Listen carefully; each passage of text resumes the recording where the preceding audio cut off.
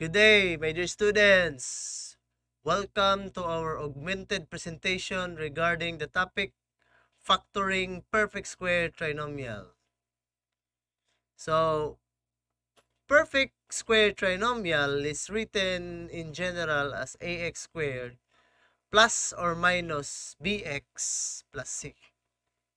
Okay, now this symbol is plus and minus, which is also equals to the quantity of x plus and minus y times the quantity of x plus and minus y, or simply x plus and minus y quantity squared. So, the symbol plus and minus depends sa unsay sign nga rin sa middle term. So, kung ang middle term is positive, positive po na, plus po na siya. Kung ang middle term is minus, minus po na siya. So, you notice, ako na gipakita ang visual proof maning plus and minus ng middle term sa perfect square trinomial. So to start with, let us now discuss the meaning of perfect square trinomial. So ningon dere, if ax squared plus or minus bx plus c is a perfect square trinomial, then ax squared and c are squares. No? So, klaro kayo na diha, no? Ang consequences. Si ax squared ug si c, gini diri, kini square, kini pod naka-square form. In terms of the binomial. And thus, both are positive. Okay? So, positive ko no. Atay pa dayon. Bx is twice the product of the binomial. So, si binomial ko no nga ax squared o si c, no? Kung imo na siya i-multiply, multiply si ax plus times c times 2, mao kuno na ang value ni bx. No? So, ato na masabtan pohon ini hatag nato sa illustrative examples. And b is negative if the binomial terms have opposite signs. So, man ako gingon kaganina kung minus nga rin siya, ang effect po ana will be minus. Kung plus, plus po siya sa imuhang factor. Now, before we continue, I ask you, my dear students, nag-ingon ko nga, dapat sa inyong notebook na ani siyang perfect square number. So, para gipakita na ni Cedric karon sa screen, no? The perfect square numbers from 1 squared up to 30 squared. So, but I ask you na ay tulo ka dat nga rin, kay ipadayon ni dapat, kay ako instruction sa inyo ha, you should write this one up to 50 squared sa inyong notebook. And including the perfect square cube, the perfect cube numbers, not square. Perfect cube numbers. Now, here we go. What are the steps in factoring perfect square trinomial? So, again, tri means 3, no? Ang kining prefix niya. Tri. So, means tulo ka buok, no? So, 3 different terms that forms a perfect square when combined or added. Now, in general, these are the steps in factoring perfect square. So, first thing that you're going to do is to identify whether or not ax squared is a perfect square. So, muna nihatag si Sir aning perfect square because this is an important tool for you to determine whether or not the step 1 is a perfect square, no? Second, identify also C as a perfect square. Third, identify the middle term is twice the product of the factors of the first and last terms, no? So, first and factors of the first term and the last term. So, ningon dire, factor din nato niya kay perfect square man nga i-multiply nato sa factor po aning C, o niya i-multiply kaduha. Mao na ako gingon kaganina. And last is to write in the form of this one. Kung plus, dapat plus pod ang nakasuwat, no? So kung plus diha, ang suwat po diri plus. Kung minus ni ang middle term, minus po ni diri ang sa iyang factor. So mo na nakasabot diha, nakasuwat. Now, the first example is a perfect square trinomial with a leading coefficient equal to 1, but the middle term is positive. Okay? So, ang atong buhaton is unsaon nato ni pag-factor? Si x squared plus 18x plus 81. Ingon dire. Ato anay kuno i-identify kung si ax squared is a perfect square. So, the leading coefficient is 1. And 1 is a perfect square. Ato nagipakita, no? 1 times 1. So, therefore, ax squared is a perfect square. So, x squared can be factored as x times x or 1x times 1x. So, 1x squared or x squared parihara na. 1x or x parihara na. So, this is indeed a perfect square. Step 2. Identify if the last term c is a perfect square. So, by the way, base sa nakasuwat na to ani, ang c is 81, no? Tanaw na to balik ha. Oh, c.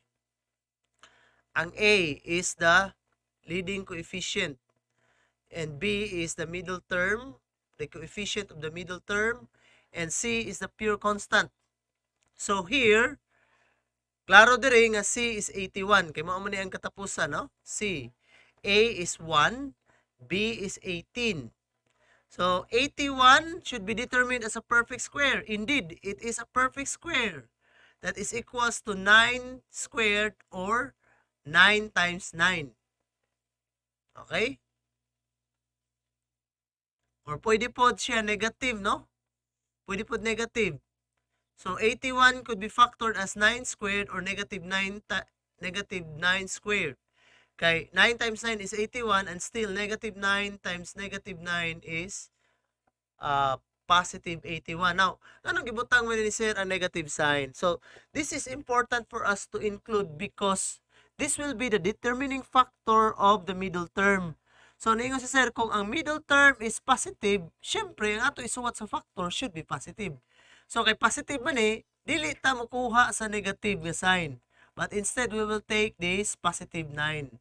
Butangan na tong plus or wala, automatic na siya nga positive. Okay?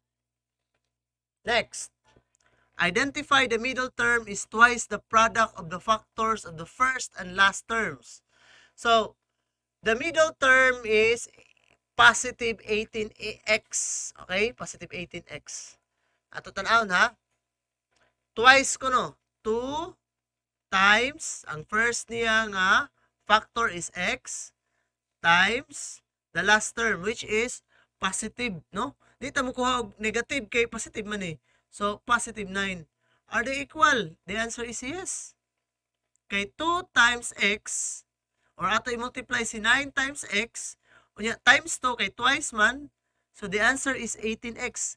Is it equal to the middle term? If the answer is yes, from steps 1 to 3, then that is a perfect square trinomial which we can now rewrite the form as the quantity of x plus y times the quantity of x plus y or x plus y quantity squared. So in this case, kay the answer of number 1 is yes. Answer of step number 2 is yes. The answer of step number 3 is yes. Therefore, for number 4, step number 4, diretso na ta. The variable being used is x. So, x plus 9. Kay plus man ta. Times another x plus 9. And to write the final answer, to answer the question factor x squared plus 18x plus 81, we have x squared plus 18x plus 81 is equal to the quantity of x plus 9 times another quantity of x plus 9 or simply x plus 9 quantity squared. So, that will be the example of the leading coefficient equal to 1. Now, what about the leading coefficient equal to 1 but at this time, the middle term is negative. Okay, so by this time, ang ato ang example karon tagduha na, no? Positive and negative. Yeah. ato gidungan ang leading coefficient equal to 1. But this time, we are not using the variable x, but instead, we are using the variable t.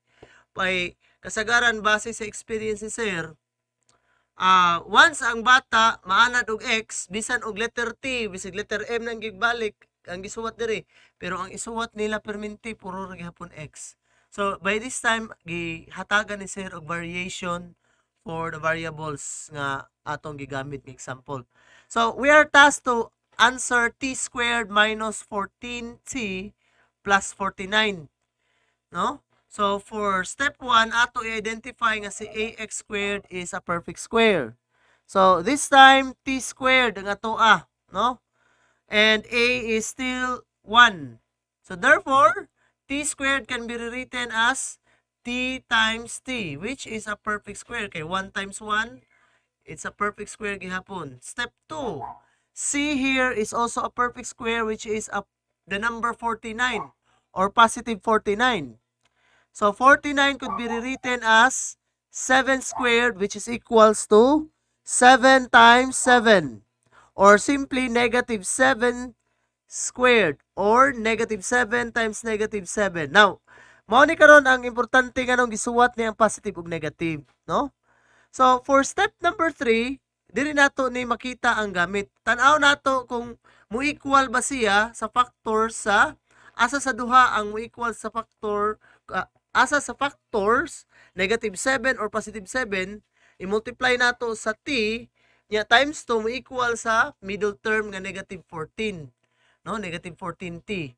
So, since negative ni nga rin ang middle term, automatic that we will be choosing the positive 1, which is equals to 2 times t, ang first nga term, times the last term, which is negative 7. So, negative 2 times, negative 7 times 2, the answer is negative 14 times t, which is equals to negative 14t. Now, since the answer of steps 1, 2, and 3 is already yes, we can now rewrite the factored form into x minus y quantity squared or x minus y times the quantity of another x minus y. So, we are not using anymore the letter x, but instead, we will be using letter t. So, kung unsay letter diri nga gisuwat, mga po nato isuwat, t minus 7, okay? T minus 7 times the other t minus 7, or simply, t minus 7 quantity squared. Now, to answer the question factor t squared minus 14 plus 49, therefore, t squared minus 14t plus 49 is equal to the quantity of t minus 7 times another quantity of t minus 7, or simply t minus 7 quantity squared. And that would be all, no? I hope nga klaro kayo sa inyo ang factoring perfect square trinomial with a leading coefficient equal to 1 with positive and negative middle terms. Thank you guys and stay safe, no? God bless us all.